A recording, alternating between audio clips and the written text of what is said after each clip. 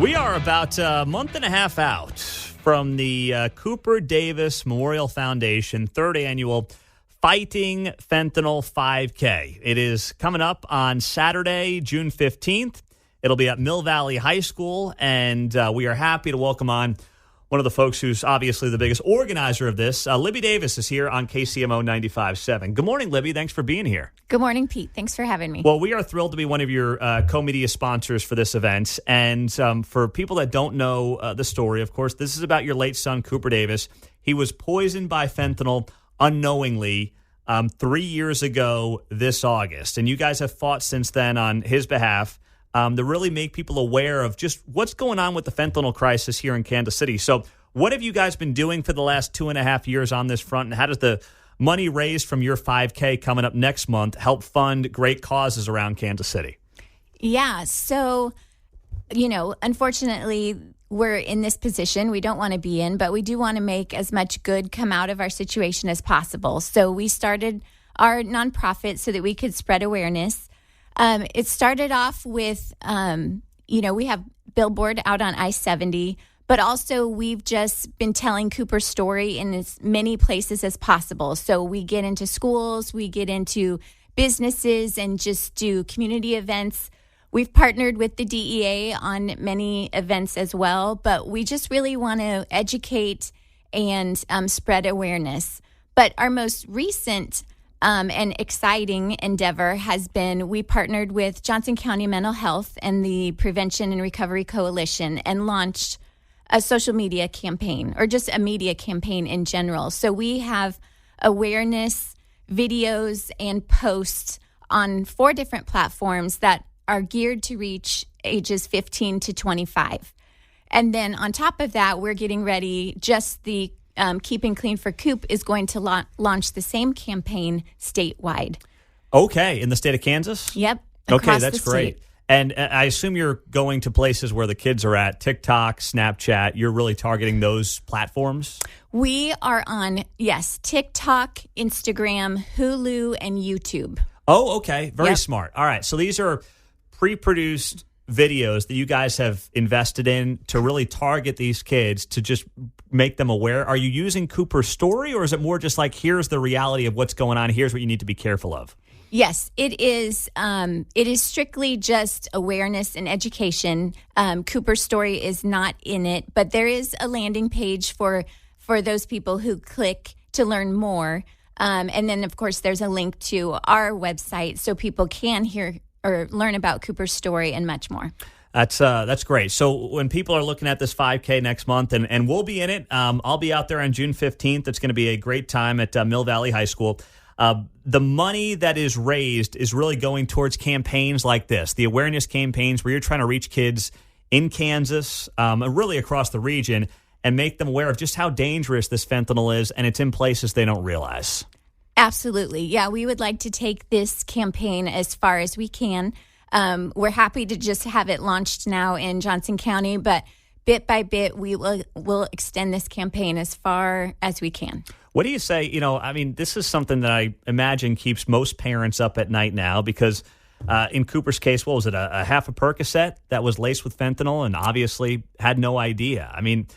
What do you tell parents right now when it comes to just being aware of this stuff and making sure they understand how dangerous it really is? Well, that is the challenge, is making parents understand that this can happen in any family. Mm-hmm. We've learned along the way that most of the time teenagers turn to social media to get a medication, what they think is a medication. They wind up with a counterfeit pill that is deadly, but they're turning to these medications because they are looking for help with something, whether it's anxiety, depression, pain. They're just wanting a good night's sleep. They want to just, chill and get out of their current state of reality. But also, teenagers are wired for experimentation. Mm-hmm. And this is just part of growing up. So they, are, inclined to want to experiment. So knowledge and awareness is our best defense. And parents need to recognize that it could be their kid. Yeah. And the only thing that is going to protect them is continually talking about it and making them aware, giving them the knowledge they need. When you go around to these schools in the area, specifically in Johnson County, do you see a light bulb go off in some of these kids where they kind of realize, wow, this is some scary stuff, and if I'm not paying attention and being willy-nilly, I mean, I can be Cooper? I absolutely. Yeah. When I give a presentation in a school, you could hear a pin drop. All of the kids are so engaged and attentive that and we get some very positive feedback. Mm-hmm. But on top of that, we also get many administrators saying, boy, I thought I understood and knew what was going on, but I didn't know the half of it. And that's what I'm afraid is people have heard enough about it. They think they know the whole story, but they really don't understand all the whys and hows and really the grand scope of things. Yeah, it's amazing. Well, the third annual Fighting Fentanyl 5K is coming up on June 15th, Mill Valley High School. I'll be there running with my older two daughters. It's going to be a great time. And you have to be signed up by May 24th to get the T-shirt for the race, right? Correct, yeah. So the cost right now is $35 for those 19 and over. There is an 18 and under cost as well. That's $20. And then there's a fun run, which is really cool for those, 10 and under, and that's just one lap around the track at 8 a.m.